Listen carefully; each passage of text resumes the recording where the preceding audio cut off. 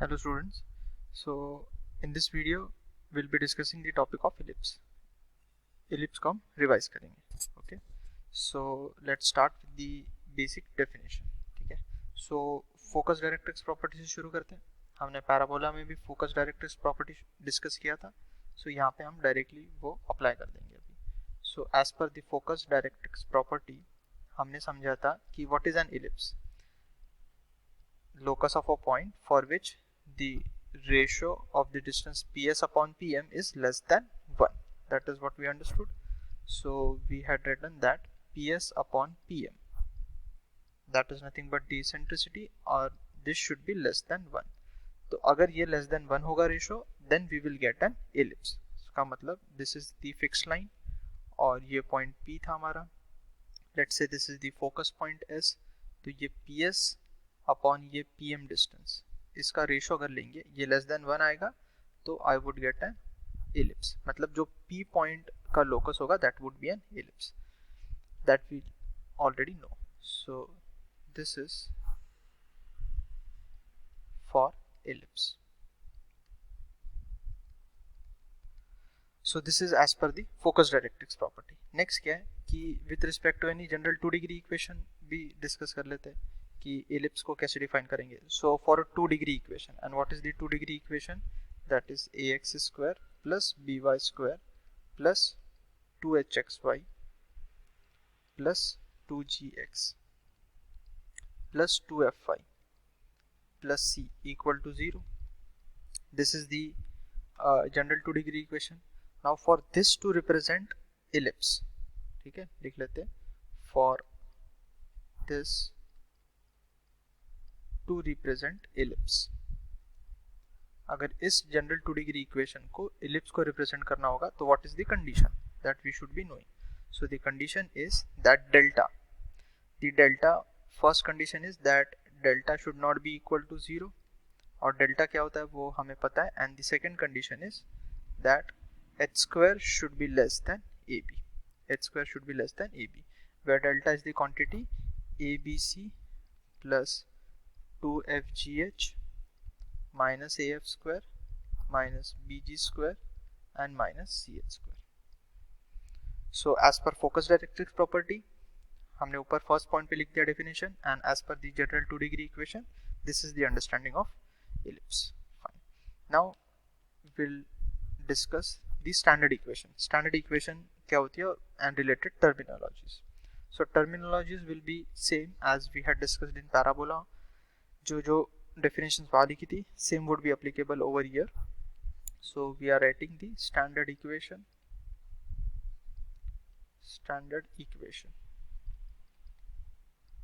and related terminologies. So the standard equation of ellipse is x square upon a square plus y square upon b square is equal to 1. ये कहाँ से derive होके आ रहा है? This you can get from the focus directrix property का definition, वहाँ से आ जाएगा. So this is the standard equation of an ellipse, where I should very importantly note that where the value of a is greater than b. अगर a b से बड़ा है ये हमें पता है इस इक्वेशन में. फाइन. अगर b a से बड़ा होगा तो क्या होगा? That will come later on, but as of now we should understand this कि x square upon a square plus y square upon b square equals to 1 is the standard equation of ellipse where a is greater than b. Now for this ellipse हमें पता है कि e define होता है that e is less than 1. So this e is nothing but the eccentricity. e क्या होता है? Eccentricity of the ellipse. Now this eccentricity of the ellipse ये हम कैसे निकालेंगे वो लिख लेते हैं. So that will depend upon e. So I can say that here itself I'll write that the eccentricity e of this ellipse, eccentricity e हम लिख सकते हैं. So e square equal to I'll write 1 minus a square upon 1 minus b square upon a square. That is the relation for eccentricity. और तुम इसको ऐसे याद रख सकते हो कि ये a और b एक्चुअली चेंज होगा. जैसे मैंने यहाँ पे बोला कि a is greater than b, तो अकॉर्डिंग टू दैट ये लिखा हुआ है. सो हम इसको कैसे अंडरस्टैंड कर सकते हैं कि we can write this eccentricity as e square equal to 1 minus minor axis minor axis का होल स्क्वायर, या लेंथ ऑफ माइनर एक्सिस हम बोल रहे हैं, divided by major axis. A and B major axis and minor axis को represent करता है, वो अभी हम लिखेंगे, बट अभी के लिए हमने ये डेफिनेशन लिख लिया कि इस तरह से हम इसको याद रख सकते हैं, तो गलती नहीं होगी। फाइन, ठीक है। तो for this ellipse since A is greater than B, तो हम फिगर ड्रॉ कर लेते कि इलिप्स किस तरह से दिखेगा, फिर हम समझेंगे आगे।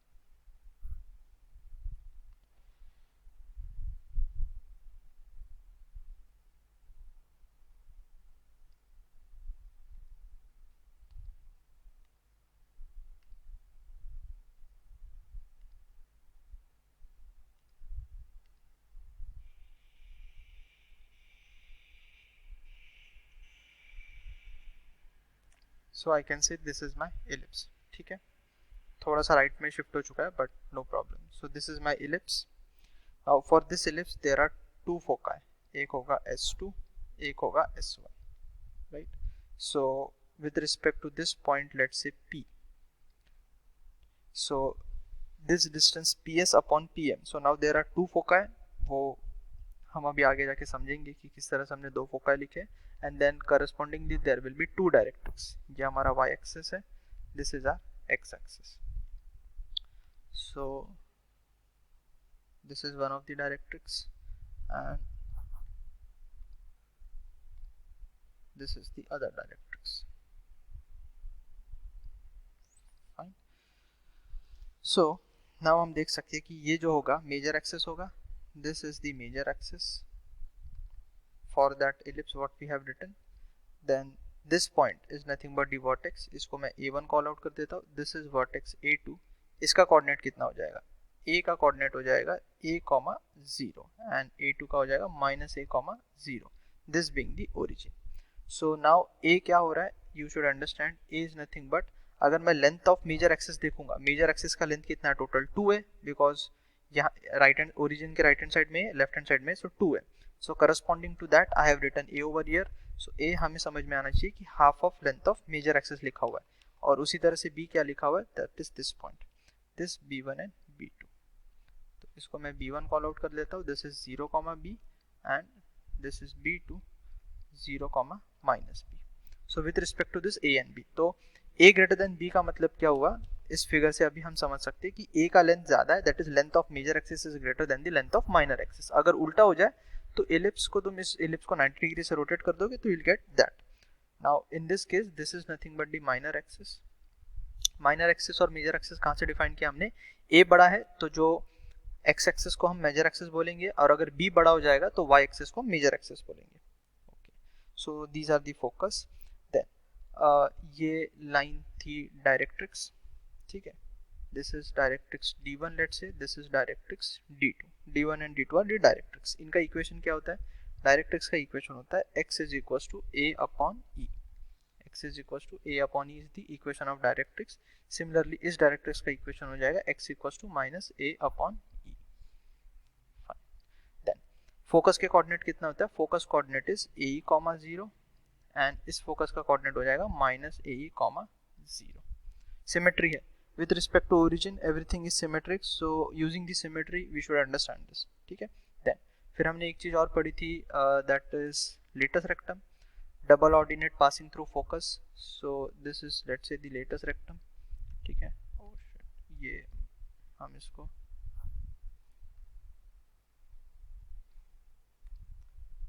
so this is -a, 0, so latus rectum is nothing but this, and यहाँ से भी एक लेटेस्ट रेक्टम आ जाएगा। So let's call this as L1, then this as L1 dash, जो इंटरसेक्शन हो रहा है with the ellipse, this is L2 and this is L2 dash, ठीक है। Now we should know the coordinates of these, कि latus rectum के ends of latus rectum क्या होते हैं, so will write that down, ठीक है। नाउ अगर मैं फिगर को देखूंगा तो terms as I said already defined हो चुकी है। यहाँ पे जो मैंने S1 S2 लिखा हुआ, this is nothing but the focus, L1 L2, ये D1 D2 is nothing but the directrix. PS upon PM ratio अगर तुम देखना चाहते हो तो तुम इसको इस तरह से समझ सकते हो कि ये अगर मैंने पॉइंट लिया, सो this is my PS2, this is my PS1, ठीक है। तो I can say that the ratio PS1 upon PM1 is equals to E, or I can say that PS2 upon PM2 is equals to E. Now M1 M2 मैंने दिखाया नहीं है figure में, but it is understood कि जब मैं यहाँ से एक परपेंडिकुलर ड्रॉप करूंगा, this is going to be M1, और यहाँ से जब इस लाइन पे परपेंडिकुलर ड्रॉप करूंगा, this is going to be M2. ठीक है. Directrix equation I have written. Directrix क्या होता है, ये पैराबोला में हम ऑलरेडी डिस्कस कर चुके हैं. मेजर एक्सिस माइनर एक्सिस पता है. Ends of major axis minor axis हमने लिख लिया यहाँ पे. A1 and A2 is nothing but ends of major axis. B1 B2 is ends of minor axis. Okay. Now let's come to the understanding of the ये जो origin है, this is known as center. ठीक है, इसको लिख लेते. This is center of ellipse. Fine. Latus rectum पे आ जाते सीधा. That is the important part. So हमने last class में ये समझ लिया था, मतलब in the parabola video we had discussed कि लेटस रेक्टम क्या होता है. That is nothing but the double ordinate passing through focus. ठीक है. So with respect to this figure I can see L1 dash is the one latus rectum and second is L2 dash. So I can write the coordinates of this. So ये क्या हो जाएगा, अगर मैं L1 और L1 dash को देखूंगा, that I can write as x coordinate तो AE है, right. x coordinate is AE. और अगर मैं इस AE को in the equation of ellipse substitute करूंगा तो I would get the y coordinate, और वो y कोऑर्डिनेट आ जाएगा plus minus b square upon a. Plus will represent L1 point and minus will represent L1 dash point. Then similarly I can write L2 and L2 dash. L2 and L2 dash को कैसे लिखा जा सकता है, this is nothing but minus AE comma again plus minus b square upon a. These are the ends of latus rectum. Now अगर मुझे coordinates पता चल गए तो I can very quickly calculate the length of latus rectum. So let's write that is length of LR. This is very important formula जो याद होना चाहिए. Length of latus rectum that is LR. This will come out as equal to 2 times of b square upon a. Now again this what I have written is with respect to what you can say is the ellipse I have drawn, that is with a greater than b, जिसका x axis is the major axis. अगर y axis major axis हो जाए तो उस case में ellipse तुम्हें पता है इस तरह से बनेगा. So then in that case latus rectum भी चेंज हो जाएगा. So what you can do is कि 2b स्क्वायर अपॉन a तो ठीक है फॉर दिस पर्टिकुलर इलिप्स जो मोस्टली पूछा जाएगा, बट इन जनरल भी लिख लेते हैं. सो मैं क्या कर सकता हूँ, इसको लिख सकता हूँ 2b का होल स्क्वायर और फिर डिवाइडेड बाय 2 करना पड़ेगा. ठीक है. तो तुम इसको इस तरह से याद रख सकते हो कि this is length of major axis का square. 2b is what, length of in fact minor axis. ठीक है. so length of minor axis का square divided by length of major axis. Length of major axis is nothing but 2 है. so this is to be remembered an important relation. ठीक है. so be specific कि किस ellipse के लिए हम use कर रहे हैं, and according to the given ellipse we should apply the formula. Okay, so this we understand now. Now let's move forward. So with respect to the standard ellipse हमने सारी चीजें लिख ली है. important points we have written. Fine. Now let's come to the understanding of focal distance. हमने parabola में भी focal distance लिखा था, so that same thing we are going to write again here itself. So focal distance.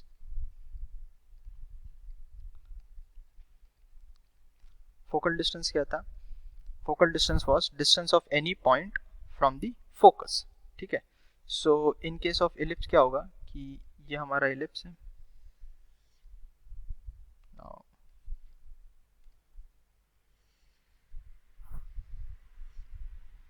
understand the figure. ये ellipse है मान लेते हैं. so this is my minor axis and major axis. ठीक है. यहाँ पे अगर कोई एक point P consider कर लिया, so if I join this with focus S1 and then with focus S2, this will be my focal distance. तो इस focal distance को अगर मैं देखूंगा, so this focal distance PS को हम कैसे लिख सकते हैं, using the definition PS upon PM1 is equals to E. तो यहाँ से हम क्या लिख सकते हैं, we can write PS1 is equals to E times of PM1. Fine. Now directrix अगर यहाँ पे ड्रॉ करें, so let's say this is M1, so PS1 can be written equal to E times of PM1 को क्या लिख सकते हैं हम, अगर मैं इस पॉइंट को, दिस इज O, ठीक है, एंड लेट्स से, तो अगर हमने यहाँ से इसको एक्सटेंड कर दिया, ठीक है, this is the same point, ये Q, so I can write this as PM1 को लिख सकता हूँ मैं QM1 माइनस PM1, ये लिख सकते हैं. So this will give me equal to E into QM1. कितना होगा, QM1 इज नथिंग बट, हमें डायरेक्ट्रिक्स की इक्वेशन पता है, that is equal to A upon E. So using that this will be A upon E and minus PM1 क्या है, PM1 is nothing but the x coordinate of point P. Sorry, this is not PM1. PM1 तो ऊपर ही लिखा था हमने, PM1 को लिखा है QM1 minus QP. So this is QP और QP is nothing but x coordinate of point P. So हम यहाँ से देख सकते हैं that focal distance PS1 is equals to A minus E times of XP. This is to be remembered. And similarly मैं PS2 भी निकाल सकता हूँ, and if I write PS2 will be equal to A plus E times of XP. You can verify yourself. This is the focal distance. Now using this focal distance हम another definition of ellipse समझ सकते हैं.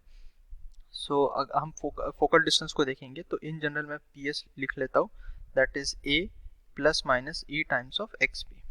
Now if I add these PS1 and PS2, अगर मैंने PS1 और PS2 को add कर दिया तो क्या मिलेगा मुझे, I am getting PS1 plus PS2 that is equal to, ये minus E into XP and plus E into XP will be getting cancelled, so this is nothing but equal to 2A.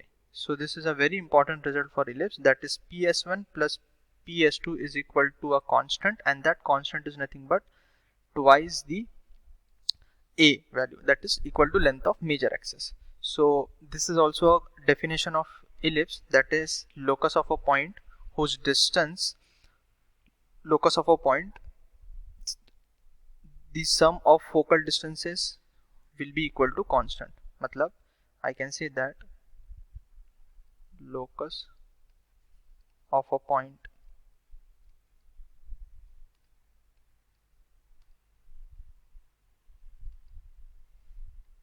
such that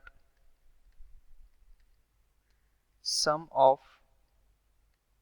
its distance from two fixed point.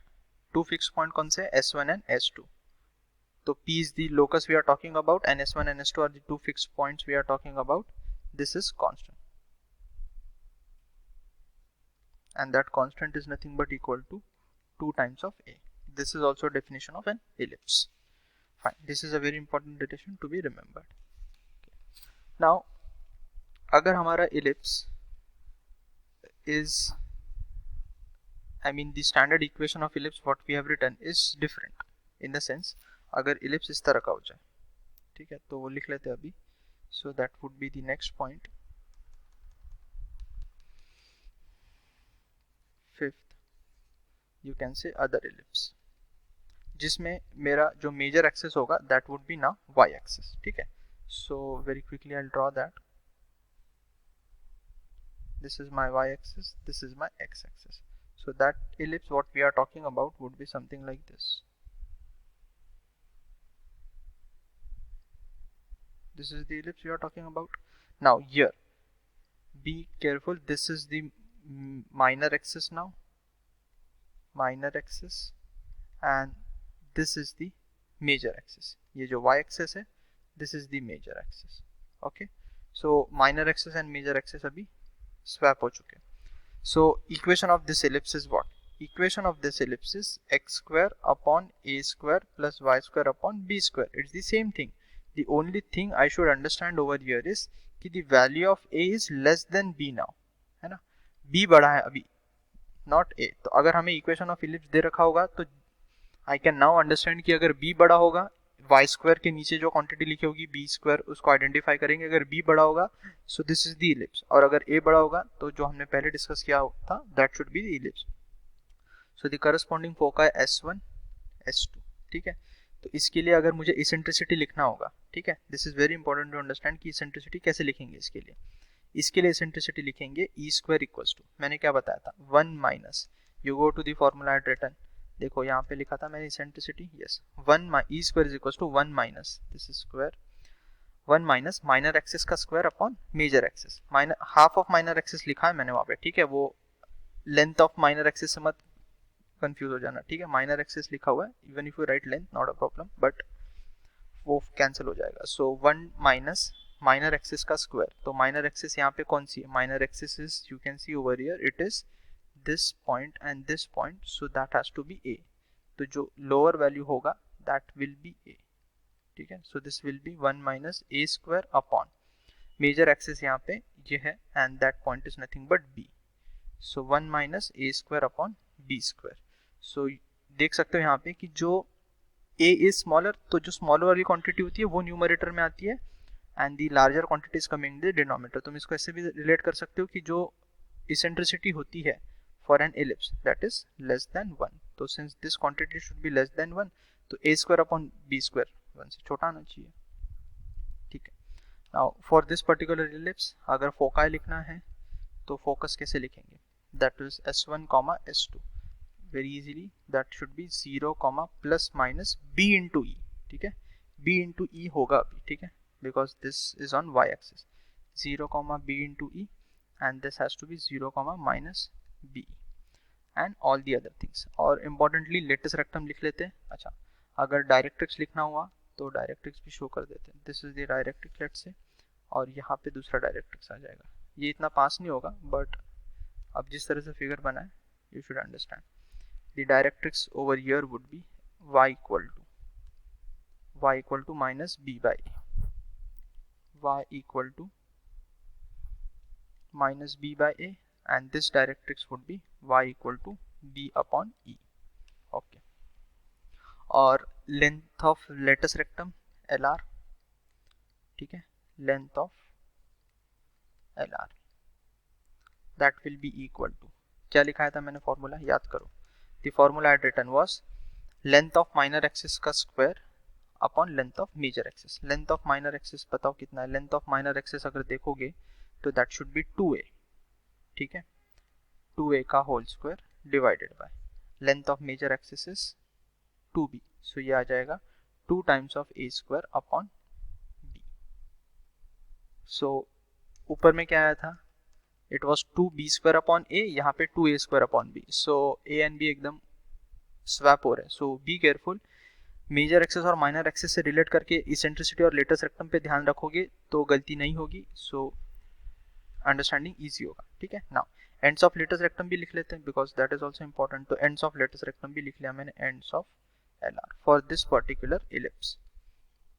Now ends of latus rectum हो जाएंगे plus minus A square upon B, comma plus minus B, you can verify yourself, इस तरह से आ जाएगा, ठीक है, fine. तो this was the other ellipse in which the major axis and minor axis have changed. तो a greater than b and a less than b, we should understand कि किस तरह से इलिप्स होगा। अच्छा, अब इस केस में तो centre of the ellipse was origin, दोनों के केस में centre of the ellipse was origin. अगर सेंटर ऑफ द इलिप्स भी चेंज हो जाए तो क्या होगा, ठीक है। So if the ellipse is of the form let's say x minus h whole square upon a square, then plus y minus k whole square upon b square is equal to 1, ठीक है। Again I am considering कि a is greater than b, अब a greater than b, b greater than a should not be a problem। Now in this case the center of ellipse is not origin, so center is now equivalent to h comma k। so अगर center shift हो चुका है तो ellipse अभी कुछ इस तरह से होगा, मान लेते हैं कि h comma k is this point, so this is the center of the ellipse, so ellipse कुछ इस तरह से होगा अगर मैं a greater than b consider कर रहा हूँ। so now the axis of the ellipse have changed, ये एक्सेस होंगी, ठीक है। so फोकस कितना हो जाएगा, फोकस लिखना होगा तो focus in this case will be S1 लिखेंगे तो that will B h plus A, x coordinate h add कर दो, ए कॉमा 0 था तो उसमें h ऐड कर दिया। सिमिलरली y कोऑर्डिनेट k हो जाएगा, ओरिजिन अब 0 था पहले तो नाउ इट इज k, और अगर मैं S2 लिखना चाहता हूँ तो that would B h minus A comma k। This is focus and other thing similarly I think you can write, कोई भी पॉइंट कंसिडर करना होता तो लिख सकते हैं। Okay, so this is the basic definition of ellipse और related terms. हाँ, अगर आप इतना समझ चुके हैं तो now will go to the next understanding that is regarding auxiliary circle. ठीक है, नेक्स्ट आ जाते हैं to understand auxiliary circle and eccentric angle in an ellipse. So auxiliary circle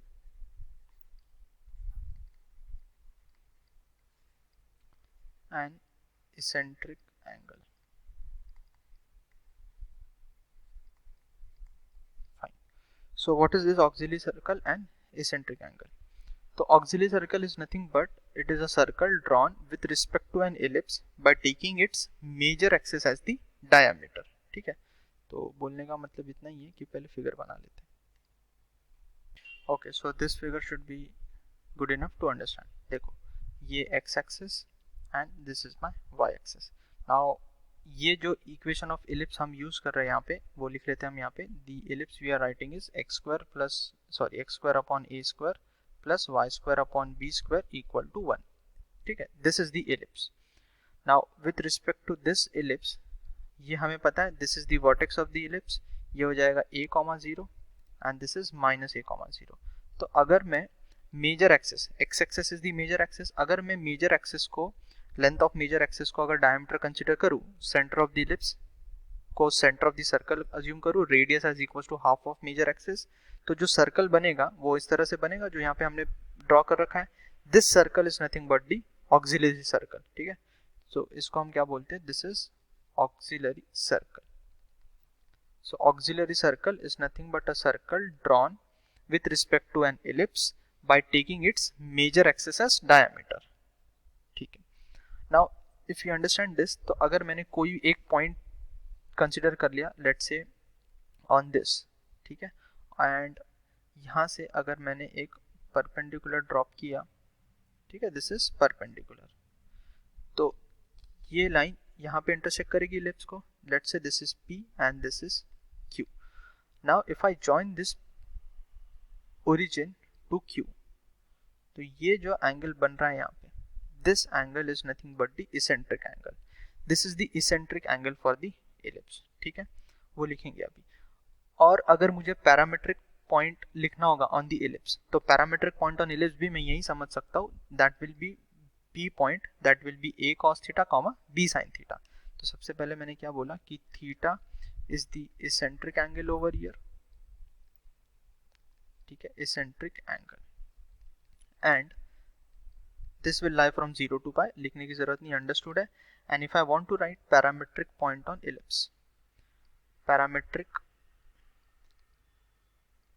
point on ellipse, EP लिखने का मतलब इलिप्स लिखना है, तो that is P, and that P can be written as equal to A cos theta comma B sin theta. तो इसको देखो, circle की केस में हमने क्या लिखा था, A cos theta, R cos theta comma और R sin थीटा। यहाँ पे cos थीटा sin थीटा वाला कंपोनेंट सेम है, बस R की जगह एक जगह A लिखा हुआ है, फिर B लिखा हुआ है y कोऑर्डिनेट में, तो ये इस इक्वेशन ऑफ इलिप्स के रिस्पेक्ट में लिखा हुआ है। अगर इक्वेशन चेंज हो जाए तो तुम्हें पता है कि किस तरह से लिखना पड़ेगा, बट इंपॉर्टेंट चीज क्या सर्कल से यहाँ पे कि theta is this particular angle, जो ओरिजिन से P को ज्वाइन कर रहे हैं, that is not the theta we are taking over here, theta is the eccentric angle and that is coming with respect to the auxiliary circle. कि अगर मैं auxiliary circle को ड्रॉ करूँ इलिप्स के, फिर मैं उस ऑक्सिलरी सर्कल पे Q पॉइंट कंसिडर करूँ, उसको ओरिजिन से ज्वाइन करूँ, तो ये इसेंट्रिक एंगल आएगा। ठीक है, यहाँ पे this point P and Q are nothing but known as corresponding points. ये टर्म क्वेश्चन में यूज हुआ तो we should understand these are known as corresponding points of an ellipse. ठीक है, so theta is not the angle made by the radius vector of the point P with positive direction of x axis. ठीक है, वही मैं बता रहा हूँ कि theta is not the angle made by the line joining O, that is origin, and the point P. It is joining Q. तो that difference should be noted down, ठीक है। So this is about the auxiliary circle and eccentric angle, और यहाँ पे हमने ये parametric point भी लिख लिया, this is the parametric point on ellipse. Fine, now using this parametric point अब हम टेंजेंट की इक्वेशन लिख सकते हैं या कॉर्ड की equation. Will concentrate on writing the equation of chord. अच्छा, बिफोर दैट यहाँ पे एक नोट करने वाला पॉइंट है, वो लिख लेते हैं। एंड व्हाट इज दैट कि ये जो करस्पॉन्डिंग पॉइंट्स है पी एंड क्यू, अगर मैंने इन करस्पॉन्डिंग पॉइंट्स पे अगर टेंजेंट बना दी, ठीक है, एक टेंजेंट एलिप्स पे बनेगी, ठीक है, इस तरह से टेंजेंट आएगी, बना देते हैं, ठीक है, ये एलिप्स पे टेंजेंट बनी, और एक इस पॉइंट Q से, that is for auxiliary circle, tangent आएगी, ठीक है। तो ये टेंजेंट क्या होगी ना, ये हमेशा इस मेजर एक्सिस पे ही इंटरसेक्ट करेगी, ये पॉइंट हमेशा एक्स एक्सिस पे ही होगा। So that is a note we should understand, easily prove कर सकते हैं। ऑक्सिलरी सर्कल के लिए टेंजेंट लिख लेते हैं और इलिप्स के लिए लिख लेते हैं। अब टेंजेंट किस तरह से लिखा जाए ये ऑलरेडी सर्कल में डिस्कस कर लिया होगा कि अगर एक्स स्क्वायर को x1 से रिप्लेस करना है, वाई स्क्वायर को y1 से रिप्लेस करना है, so writing tangent at a point is not a difficult task. तो मैंने क्या बोला वो लिख लेते हैं, that tangent, that is tangents drawn at corresponding points, and when I'm saying corresponding points I'm talking about points P and Q, corresponding points of ellipse and auxiliary circle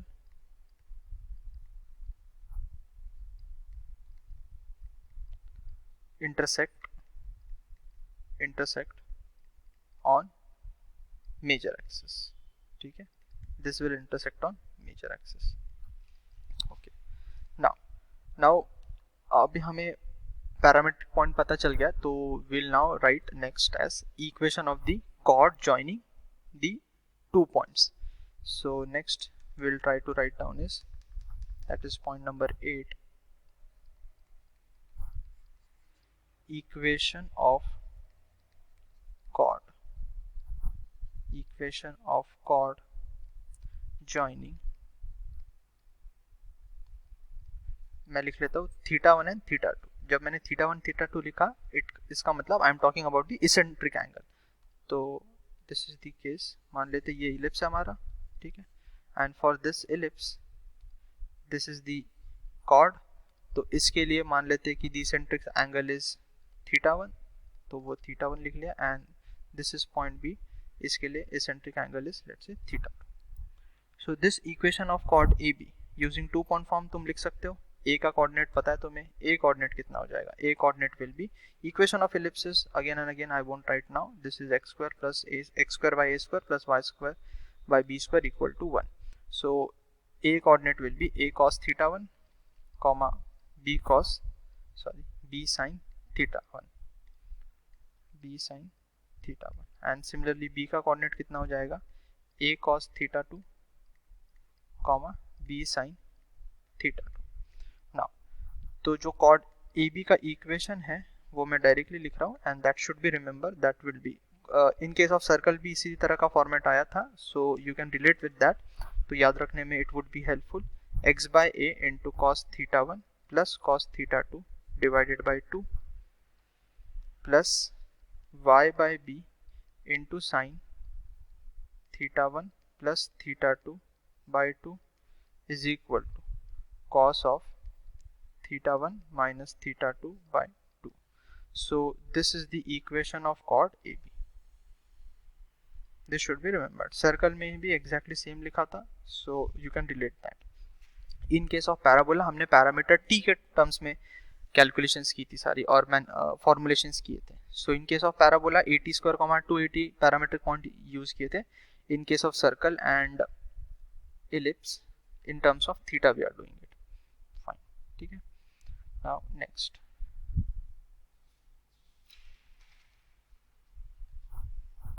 with respect to this एक relation और याद रख सकते हो if you want, कि अगर मैं x axis को देखूं, ठीक है, तो this is the x axis और द मेजर एक्सिस, ये जो कॉर्ड है वो यहाँ पे इंटरसेक्ट करेगा x एक्सिस को at some point, let's say ये जो कॉर्ड एक्स एक्सिस को कट कर रहा है यहाँ पे, let's this point is some h,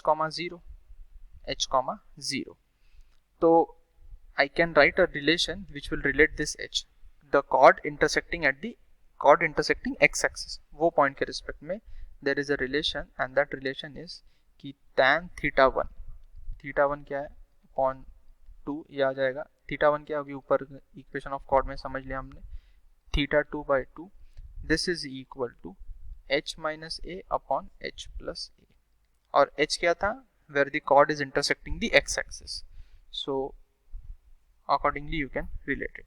अगर वो पॉइंट फोकस हो जाए so h की जगह आ जाएगा a. so क्वेश्चन में if this information might be useful. ठीक है, now moving ahead. Now next is position of a point with respect to an ellipse. So 9th point is position of a point with respect to ellipse. कि ellipse के respect में कोई भी point in the plane वो ellipse के बाहर होगा, अंदर होगा या ऑन द ellipse होगा, उसकी कंडीशन क्या होगी. So again very easy. तो अगर इक्वेशन ऑफ ellipse हमने लिख लिया x² upon a² plus y² upon b² equal to 1. ठीक है, तो let's say that this quantity is s1. ठीक है, which is x² upon a². 1 लिख लेते हैं यहाँ पे क्योंकि पॉइंट के कोऑर्डिनेट्स हम ले लेंगे x1 y1. ठीक है, minus 1. So if I consider any point, let's say this point, coordinate x1 y1, फिर अगर पॉइंट बाहर होगा सो what I would gate is for this particular point s1 is greater then 0. ये s1 यहाँ पे लिखा हुआ है. अगर पॉइंट अंदर होगा इलिप्स के so s1 would be less than 0, और अगर ellipse पे होगा तो that I know it will satisfy the equation, so s1 will be equal to 0. so depending upon the point is inside outside हम ये condition को use कर सकते हैं. then next now we'll come to the discussion of a line and an ellipse. कि अगर एक line है और एक ellipse है तो उनके बीच में क्या क्या हो सकता है. either the line can intersect, touch or not intersect. so same what we did in what you say parabola also, कि हम standard equation of ellipse consider कर लेते हैं x² upon a² plus y² upon b² equal to 1 and the line equation y equal to mx plus c. Now this line can either intersect, does और can not intersect और will touch the ellipse. So condition कैसे निकालेंगे. So again what I can do is कि मैं यहाँ इस y को उठा के इस इलिप्स की इक्वेशन में सब्स्टिट्यूट कर देता हूँ, तो मुझे एक क्वाड्रेटिक इक्वेशन मिलेगी in x, and for that quadratic equation I can write the discriminant. So once I get that quadratic, तो वो मैं नहीं लिख रहा हूँ. सो केस 1 वुड बी कि if the discriminant for that quadratic is less than 0, वो quadratic क्या होगी. सो दिस डिस्क्रिमिनेंट लिख लेता हूँ मैं with respect to quadratic equation in x. अगर उस क्वाड्रेटिक इक्वेशन का डिस्क्रिमिनेंट लेस देन 0 हो जाए, सो देन नो इंटरसेक्शन, क्योंकि there are no real roots. So no real roots means there is no intersection. ठीक है, देन केस नंबर 2 में मैंने लिख लिया कि if d is greater then 0. d greater than 0 का मतलब देयर आर 2 रियल रूट्स, मतलब 2 इंटरसेक्शन पॉइंट्स होंगे. So then intersection at 2 distinct points. और finally I can write the case 3 where d will be equal to 0. अब d equal to 0 हो जाएगा. so what we would get if d is equal to 0, d equal to 0 implies the line will be tangent to the ellipse. The line is tangent to ellipse. If it is tangent to ellipse, I would get a specific condition that is nothing but the tangency condition. अब वो tangency condition क्या होगी, वो जब तुम quadratic equation बनाओगे, उस quadratic equation में d equal to 0 करोगे, तो from that you will get the tangency condition, and that condition you would get is that c square, c क्या है इस line का, ये parameter c, that will be equal to a square m square plus b square. So this is nothing but the tangency condition. So this has to be remembered, tangency condition for a line to be touching the ellipse. ठीक है. So if now from here I can easily understand कि अगर मुझे किसी भी tangent का equation लिखना होगा with slope m, so I can write, so equation of tangent with slope m किसके इक्वल हो जाएगा, that will be y equal to mx plus c लिखा था and c is from here plus minus c square लिखा हुआ है तो अंडर रूट मतलब प्लस माइनस आ जाएगा under root a square m square plus b square. This is the equation of ellipse. Now this equation basically is valid for both the cases. अगर a greater than b होगा, a less than b होगा, equation तो दोनों case के लिए लिख सकते हैं. So that should not be a problem.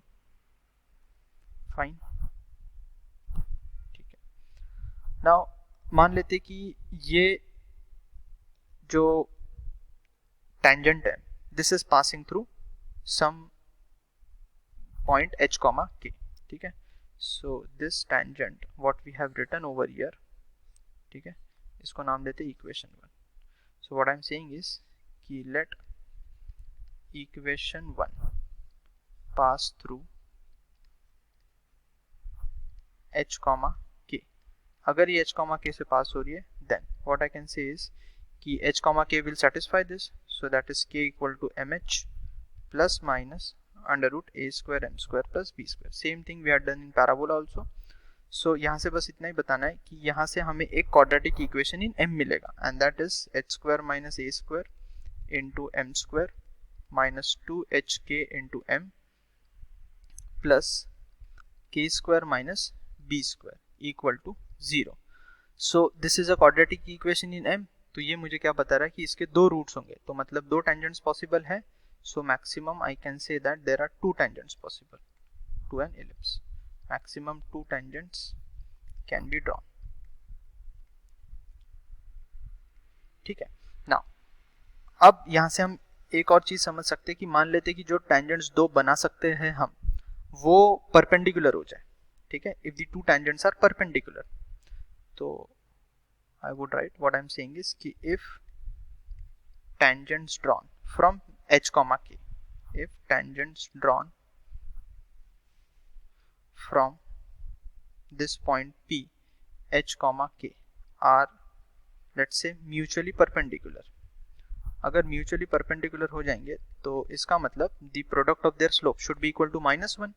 So then I can say that m1 into m2 will be equal to -1 और m1 m2 -1 का मतलब क्या हुआ कि the product of roots from here should be equal to -1. So this implies product of root यहाँ से तुम निकालोगे k square minus b square upon h square minus a square.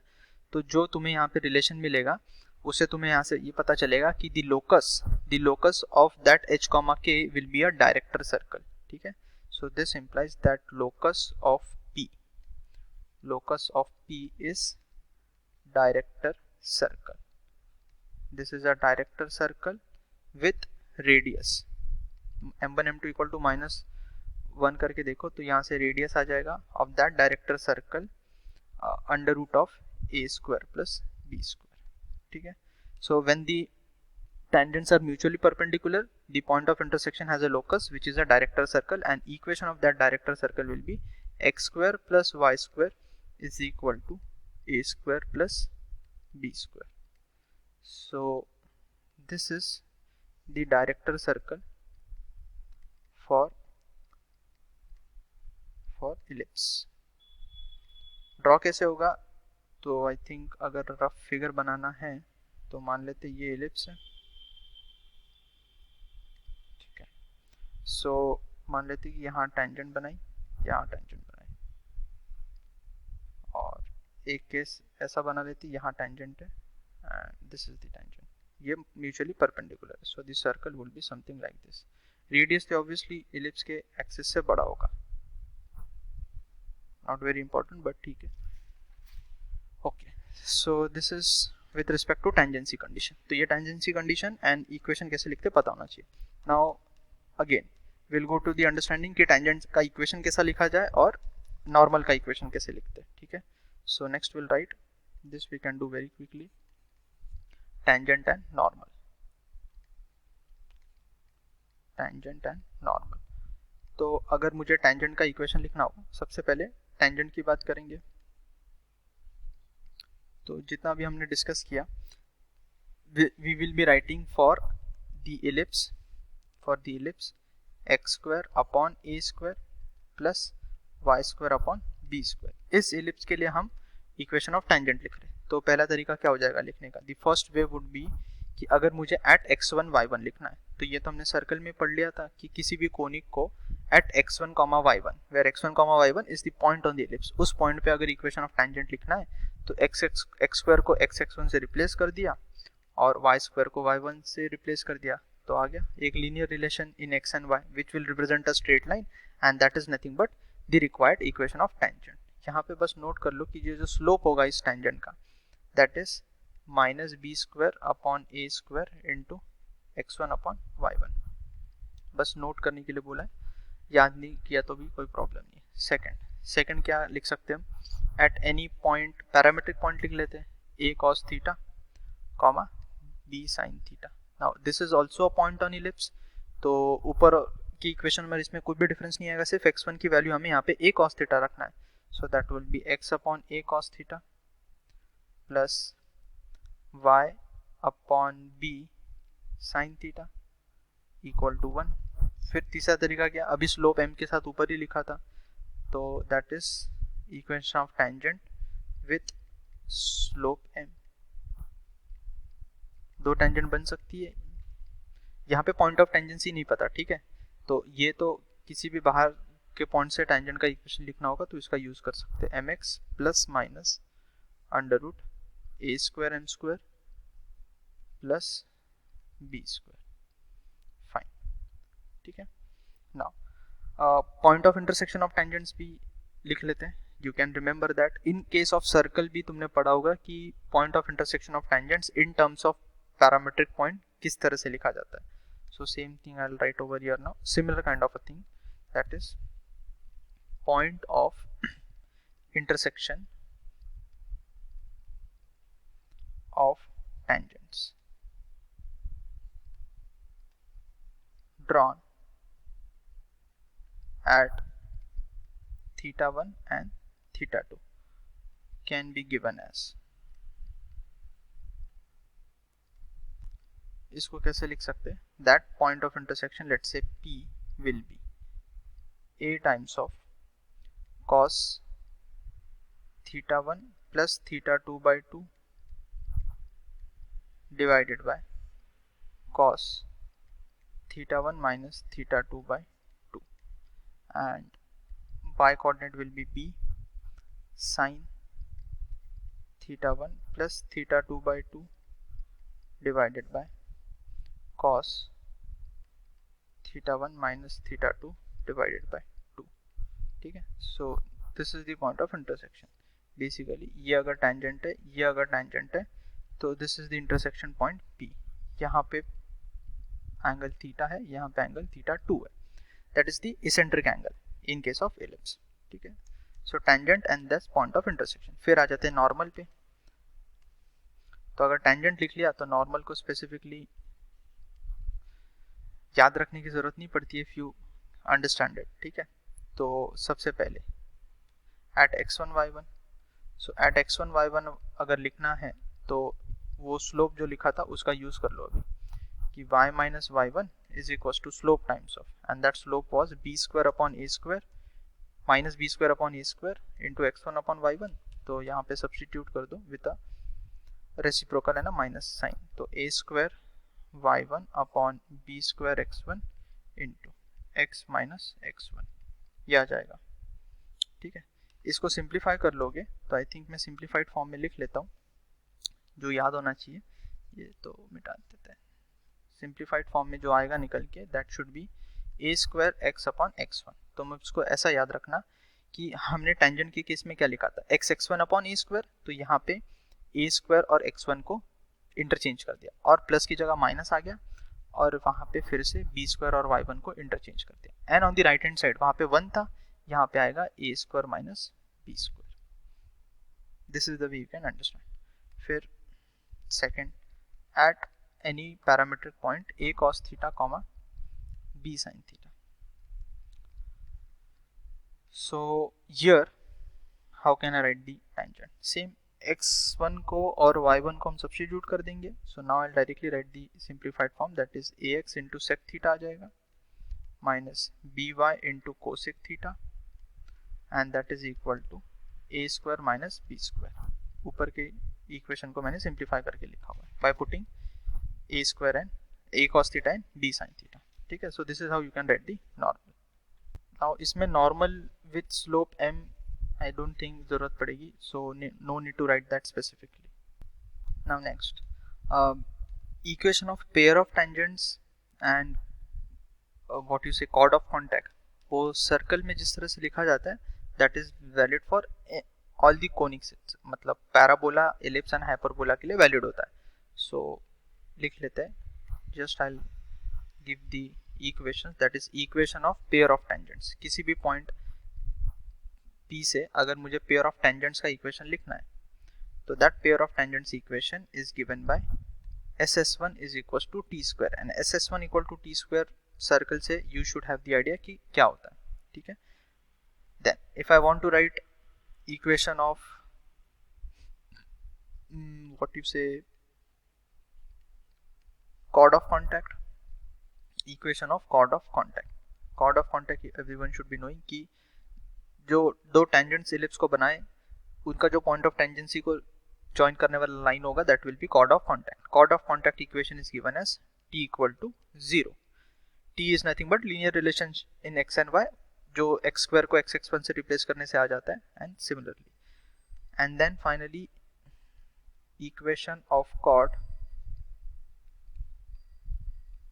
with given midpoint. ठीक है. with given midpoint.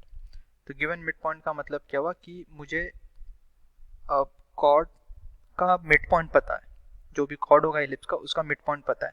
so with respect to that midpoint I can write t equal to s1. तो यहाँ पे s1 का मतलब in the equation of ellipse हम वो जो मिड पॉइंट होगा उसको सब्स्टिट्यूट करेंगे, वहां से जो S1 की वैल्यू आएगी वो लिखी हुई यहाँ पे. ठीक है. सिमिलरली S1 यहाँ पे था कि पेयर ऑफ टेंजेंट्स किस पॉइंट से ड्रॉ कर रहे हैं, जिस पॉइंट से भी पेयर ऑफ टेंजेंट ड्रॉ किया उसके रिस्पेक्ट में S1 कैलकुलेट होगा.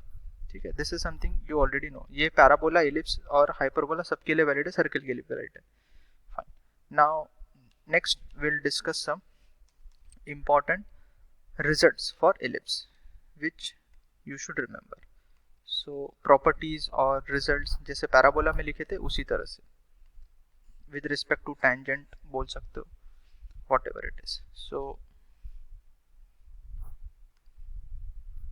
Important results.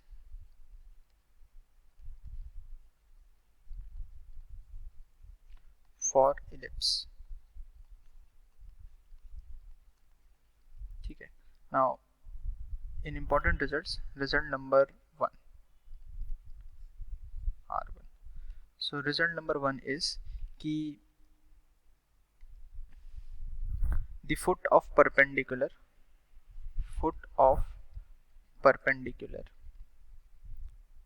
from any focus, दो फोकस होते हैं किसी भी फोकस से, to any tangent will lie on auxiliary circle. ठीक है. मैं प्रूफ नहीं करूंगा बट फिगर से समझा देंगे. ठीक है. सो ऑक्सिलरी सर्कल. सो अगर मैंने फिगर बनाया तो let's say this is my auxiliary circle. ठीक है. और एलिप्स बनाना पड़ेगा अभी. Let's say this is my ellipse. ठीक है. मान लो फिगर इतना अच्छा नहीं बना बट ठीक है, अंडरस्टैंडिंग हो जाएगी. सो द आइडिया इज कि अगर मैं यहाँ पे इसका फोकस लूँ और इसका फोकस लूँ, So the property says कि foot of perpendicular drawn from any focus to any tangent. ठीक है, मान लेते इस tangent पे. ठीक है, तो ये tangent पे अगर हम foot of perpendicular बनाएंगे, ठीक है, foot of perpendicular drawn from any focus to any tangent will lie on auxiliary circle. तो वो पॉइंट जो होगा वो यही होगा. अब फिगर में दिख नहीं रहा होगा ये परपेंडिकुलर, बट अंडरस्टूड है, this is the property. So ये जो पॉइंट होगा that will be that foot of perpendicular. ठीक है, एंड ऑक्सिलरी सर्कल का इक्वेशन क्या होगा, that everyone knows x square plus y square equal to a square. So this is property number 1 कि foot of perpendicular from any focus to any tangent will always lie on auxiliary circle. चलो then let's come to property number 2 या result number 2. Result number 2 में क्या है कि if I draw a circle with focal radii, that is circle drawn on focal radius as diameter, focal radius as diameter. So this circle will touch the auxiliary circle. This is the result, will touch the auxiliary circle. ठीक है, so now in this case क्या बोलना चाह रहे हैं हम कि ये auxiliary circle है again and this is my x axis and y axis. तो ellipse फिर से ड्रॉ कर लेते हैं. Not a very good diagram but fair enough. ठीक है, so in this case if I draw a circle on focal radius as the diameter, तो focal radius का मतलब क्या हुआ कि if I join any point with this foci, this is the focal radius. ठीक है, इसको diameter consider करके जो भी हम circle बनाएंगे that circle will touch the auxiliary circle. ठीक है, तो ये इसको diameter consider करके जो circle बनेगा that is going to touch the auxiliary circle. This is an result which might be helpful when solving the question. Then next result number 3. Result number 3 में क्या है कि the product of length of perpendiculars, the product of length of perpendiculars. ठीक है, ये perpendiculars को shortcut में लिखा हुआ है. the product of length of perpendiculars from foci to any tangent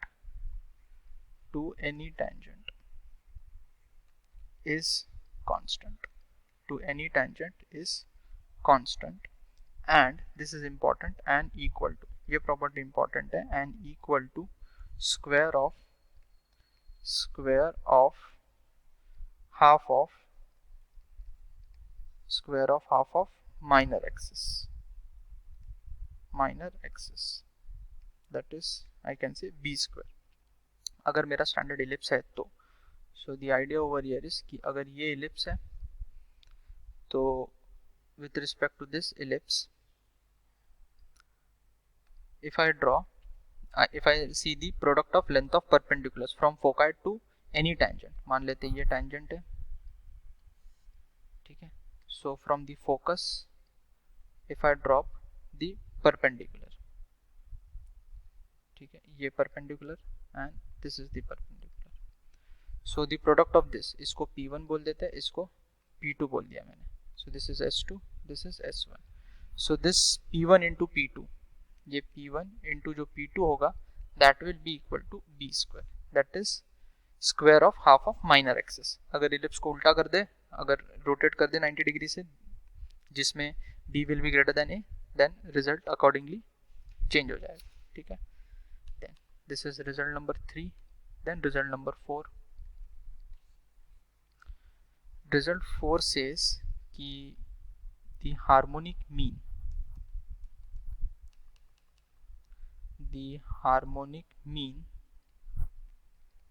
of lengths of segment, the harmonic mean of lengths of segments of any focal radii of any focal chord is semi-rectum, latus rectum. That is nothing but semi latus rectum का मतलब 2b square upon a is length of latus rectum, तो semi मतलब half b square upon a. ठीक है. So I think this similar thing we had also written in parabola. So same thing is coming again कि if I see the focal radii, sorry focal chord, तो this is the focal chord. Focal chord का मतलब passing through focus PQ. So the idea is the harmonic means of lengths of segment of any focal chord. Lengths of segments of any focal chord का मतलब क्या हुआ कि PS1 and QS1. PS1 and QS1 are the lengths of the segments of any focal chord. So the harmonic of mean of these two lengths, that is harmonic mean of PS1 and QS1, this is nothing but equal to semi-latus rectum. ठीक है. Then next result, that is result number 5.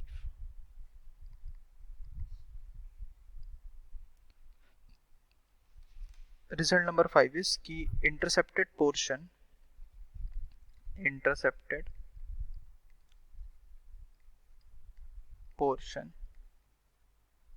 of any tangent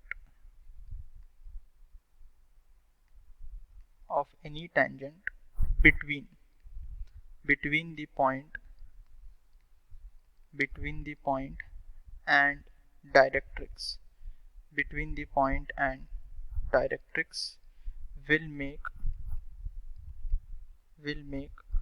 90 degree at corresponding focus.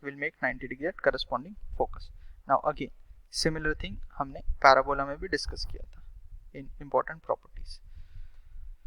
So अगर ये ellipse है हमारा,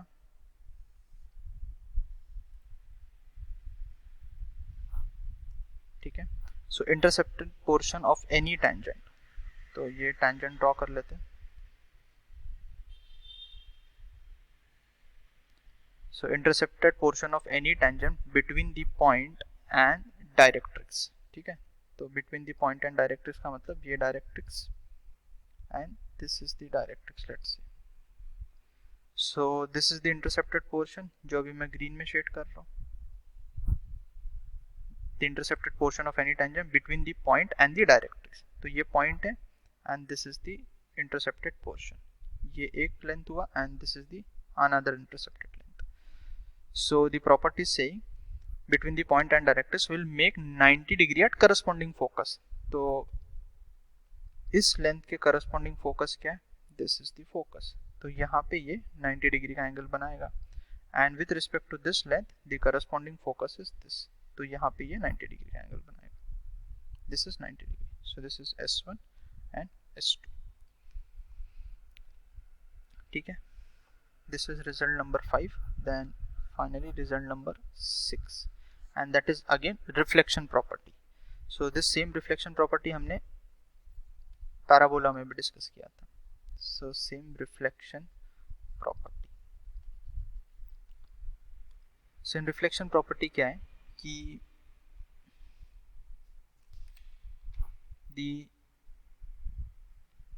that is any ray, इस तरह से लिख लेते हैं, that any ray originating from focus, and let's say S1 will pass through focus S2. वो focus S2 से भी pass करेगा after reflection from ellipse. ठीक है. So by figure I should draw this. So if this is my ellipse,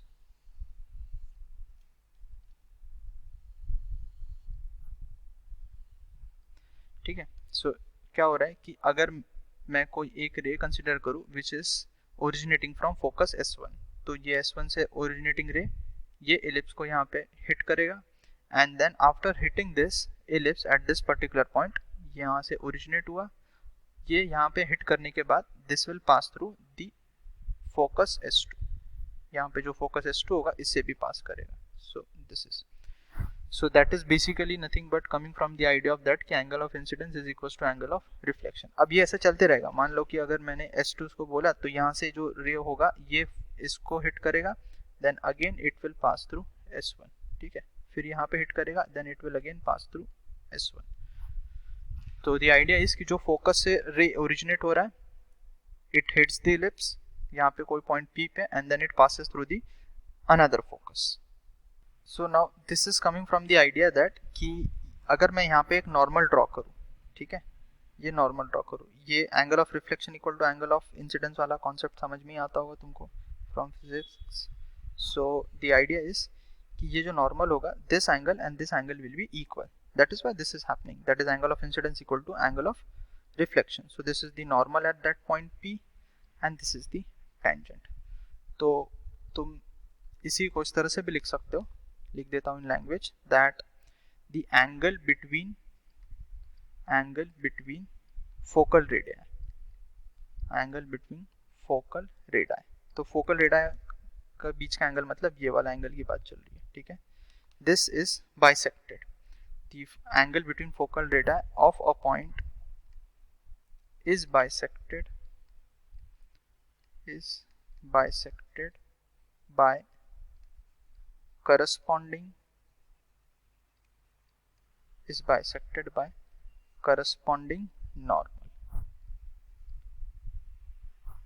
corresponding normal. ठीक है, normal bisect कर रहा है, ये जो मैंने यहाँ पे नॉर्मल दिखाया. अब ये बाइसेक्ट हो गया तो टेंजेंट क्या होगा, tangent will be the external bisector. So I can also say that and tangent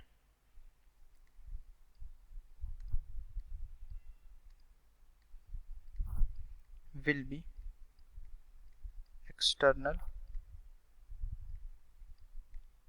angular bisector. So I think this much information with respect to ellipse sufficient होनी चाहिए.